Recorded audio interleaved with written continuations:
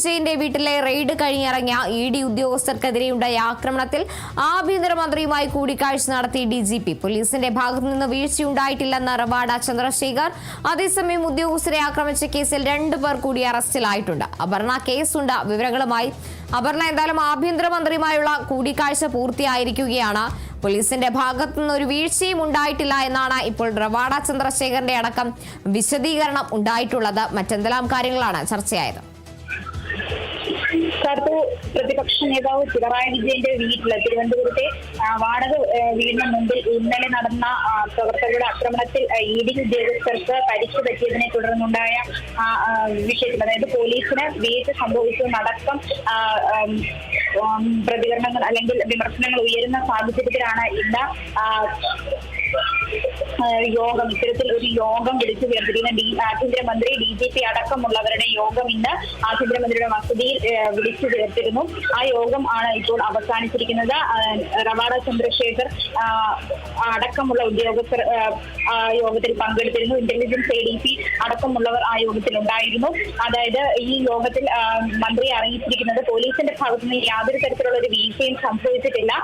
വസതിക്ക് മുമ്പിൽ ആവശ്യമായ പോലീസിന്, അതായത് മതിയായ എണ്ണത്തിലുള്ള പോലീസിനെ അവിടെ വിന്യസിച്ചിരുന്നു എന്ന കാര്യമാണ് റവാഡ ചന്ദ്രശേഖർ ഇപ്പോൾ അറിയിച്ചിരിക്കുന്നത്. എന്നാൽ നമ്മൾ ഇന്നലത്തെ ദൃശ്യങ്ങളിൽ കണ്ടതാണ്, 50-ൽ താഴെ മാത്രമായിരുന്നു പോലീസിന്റെ എണ്ണം, വളരെ കുറവായിരുന്നു. അതിലധികം പ്രവർത്തകർ അവിടെ പ്രതിഷേധത്തിനുണ്ടായിരുന്നു. പോലീസിന് നിയന്ത്രിക്കാവുന്നതിനും അപ്പുറമായ പ്രവർത്തകർ ഉണ്ടായിരുന്നു. എന്നാൽ മതിയായ പോലീസുകാരെ അവിടെ വിന്യസിച്ചിട്ടില്ലായിരുന്നു എന്നത് ദൃശ്യം കാണുന്ന ഏതൊരു വ്യക്തിക്കും മനസ്സിലാവുന്ന ഒരു കാര്യമാണ്. എന്നാൽ DGP റവാഡ ചന്ദ്രശേഖർ എന്ന ആഭ്യന്തരമന്ത്രി അറിയിച്ചിരിക്കുന്നത് പോലീസിന്റെ ഭാഗത്തുനിന്ന് യാതൊരുവിധ വീഴ്ചയും സംഭവിച്ചിട്ടില്ല എന്നുള്ളതാണ്.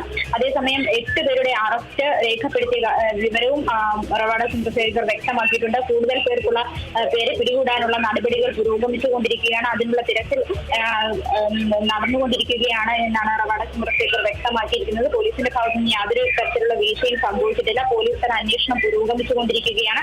അങ്ങനെ എന്തെങ്കിലും തരത്തിലുള്ള വീഴ്ചകൾ സംഭവിച്ചിട്ടുണ്ടെങ്കിൽ അതിൽ നടപടി ഉണ്ടാകും എന്നും അറിയിക്കുന്നുണ്ട്. കൂടാതെ തന്നെ ഇന്നലെ ഉയർന്നു വന്ന വളരെ വലിയൊരു വിമർശനം എന്ന് പറയുന്നത് CPIM നേതാക്കൾക്ക് വേണ്ടിയിട്ട് ഇത്തരത്തിൽ പോലീസ് ഒഴിഞ്ഞു മാറി നിന്നു, അല്ലെങ്കിൽ അക്രമം നടത്താൻ അവർക്ക് വഴിവെച്ചു കൊടുത്തു എന്നുള്ള ഒരു തരത്തിലുള്ള ആരോപണങ്ങളൊക്കെ തന്നെ ഉയരുന്നുണ്ടായിരുന്നു. അതൊക്കെ തള്ളിപ്പറയുന്ന ഒരു DGP തള്ളിപ്പറയുന്ന ഒരു സ്ഥിതി കൂടി ഇന്നത്തെ ചർച്ചയ്ക്ക് ശേഷം മാധ്യമങ്ങളെ കണ്ടപ്പോൾ അദ്ദേഹം വ്യക്തമാക്കിയിരുന്നു. പോലീസിന്റെ ഭാഗത്തുനിന്ന് യാതൊരുവിധ അത്തരത്തിലുള്ള സമീപനങ്ങളും ഉണ്ടായിരുന്നില്ല. കാര്യക്ഷമമായി തന്നെ പോലീസ് അവിടെ പ്രവർത്തിച്ചു എന്ന് തന്നെയാണ് വ്യക്തമാക്കിയിരിക്കുന്നത്. കൂടാതെ തന്നെ ഈ ഇന്നലെ നടന്ന ആക്രമണത്തെ CPIMന്റെ മുതിർന്ന നേതാക്കളടക്കം ന്യായീകരിക്കുന്ന ഒരു സ്ഥിതി കൂടി ഇന്ന് ഉണ്ടായിട്ടുണ്ട്. ശിവൻകുട്ടി അടക്കമുള്ള നേതാക്കൾ ഇന്ന് പറഞ്ഞത് ഇന്നലെ നടന്ന സ്വാഭാവിക നടപടിയാണെന്നും ED ഉദ്യോഗസ്ഥർ അന്തരീക്ഷം ശാന്തമായതിനു ശേഷം വേണമായിരുന്നു വസതിയിൽ നിന്ന് പുറത്തേക്ക് ഇറങ്ങാൻ, അവരുടെ ഭാഗത്തു നിന്നാണ് വീഴ്ച ഉണ്ടായത് എന്നടക്കമുള്ള ന്യായീകരണങ്ങൾ വരികയുണ്ടായി. കൂടാതെ EP ജയരാജൻ അടക്കമുള്ള നേതാക്കൾ പറഞ്ഞു ഇതൊരു സ്വാഭാവിക പ്രതികരണമാണ്. ED ഉദ്യോഗസ്ഥർ ബോധപൂർവമായി പ്രശ്നമുണ്ടാക്കാനായിട്ടാണ് അത്തരത്തിൽ പ്രകോപനപരമായ അന്തരീക്ഷം നിലനിൽക്കെ വീട്ടിൽ നിന്നും പുറത്തേക്ക് വന്നത്. അങ്ങനെയാണ് പ്രവർത്തകർ പ്രകോപിതരായതും ആക്രമണം അഴിച്ചുവിട്ടതും എന്ന തരത്തിലുള്ള ന്യായീകരണങ്ങളെല്ലാം തന്നെ പറയുന്നുണ്ടായിരുന്നു. ഇത് രാഷ്ട്രീയ പകപോക്കലാണ്. പിണറായി വിജയനെതിരെ നടക്കുന്ന രാഷ്ട്രീയ പകപോക്കൽ. CPIM പാർട്ടിക്കെതിരെ UDFും BJPയും സംയുക്തമായി ഇത്തരത്തിൽ പകപോക്കുകയാണ്, കേന്ദ്ര ഏജൻസികളെ മുൻനിർത്തിക്കൊണ്ട് പകപോക്കുകയാണ് എന്ന തരത്തിലുള്ള പ്രതികരണങ്ങളാണ് മുതിർന്ന നേതാക്കളിൽ നിന്ന് അടക്കം വരുന്നത്. ഇവരൊക്കെ തന്നെ ഇങ്ങനെ നടന്ന പ്രവർത്തിയെ ന്യായീകരിക്കുന്ന തരത്തിലേക്ക് കാര്യങ്ങൾ മുന്നോട്ട് പോയിക്കൊണ്ടിരിക്കുകയാണ്. കൂടാതെ തന്നെ ഇന്ന് LDF ഭാഗത്തു നിന്ന് ഇത്തരത്തിൽ സെക്രട്ടേറിയറ്റിലേക്ക് ഒരു പ്രതിഷേധ മാർച്ച് സംഘടിപ്പിക്കുക എന്ന് അവർ വ്യക്തമാക്കിയിട്ടുണ്ട്. പാളയം രക്തസാക്ഷി മണ്ഡപത്തിൽ നിന്ന് സെക്രട്ടേറിയറ്റിലേക്കും ഇത്തരത്തിൽ പ്രതിഷേധ പ്രകടനം നടക്കുക. ഇന്നലെ CPIM പാർട്ടിയുടെ ആഭിമുഖ്യത്തിലാണ് കാര്യങ്ങൾ നടന്നതെങ്കിൽ ഇന്ന് LDF എന്ന മുന്നണിയുടെ മേൽനോട്ടത്തിലായിരിക്കും കാര്യങ്ങൾ നടക്കുക എന്ന് അവർ വ്യക്തമാക്കിയിട്ടുണ്ട്. അത് പാർട്ടി സംയുക്തമായി തന്നെ ഇതിനെതിരെ ഒരു പ്രതിരോധം തീർക്കാനായിട്ട് തയ്യാറായി കഴിഞ്ഞിരിക്കുകയാണ്. ഇന്നലെ MV ഗോവിന്ദൻ അടക്കമുള്ള നേതാക്കൾ വ്യക്തമാക്കി ഇതിനെ ജനങ്ങളെ ഇറക്കി, പ്രവർത്തകരെ ഇറക്കി തങ്ങൾ പ്രതിരോധം തീർക്കുമെന്ന് ഇന്നലെ വ്യക്തമാക്കിയിരുന്നു. അതേ നിലപാടിലേക്ക് തന്നെ പാർട്ടി കടക്കുകയാണെന്നാണ് നമുക്ക് ഈ നിമിഷം മനസ്സിലാക്കാൻ സാധിക്കുന്നത്. വളരെയേറെ വിമർശനങ്ങൾ ഇന്ന് ഈ പോലീസിന് എതിരെ ഉയർന്നു വന്നിരുന്നു. അതായത് പോലീസ് വേണ്ട നടപടികൾ സ്വീകരിച്ചില്ല, പോലീസിന്റെ ഭാഗത്തു നിന്ന് അനാസ്ഥ ഉണ്ടായി എന്ന തരത്തിലുള്ള വാർത്തകളൊക്കെ തന്നെ വന്നിരുന്നു. അതായത് അവർ പ്രവർത്തകരെ നിയന്ത്രിക്കാൻ വേണ്ട കാര്യങ്ങൾ ചെയ്തില്ല, അവർക്ക് അക്രമം അഴിച്ചുവിടാനുള്ള സൗകര്യങ്ങൾ ഒരുക്കി കൊടുത്തു എന്നുള്ള തരത്തിലുള്ള വാർത്തകളൊക്കെ വന്നിരുന്നു. അതൊക്കെ തന്നെ ഇപ്പോൾ DGP നിഷേധിച്ചിരിക്കുകയാണ്. കാത്തു. ശരി, അപർണയാണ് വിവരങ്ങൾ നൽകിയത്.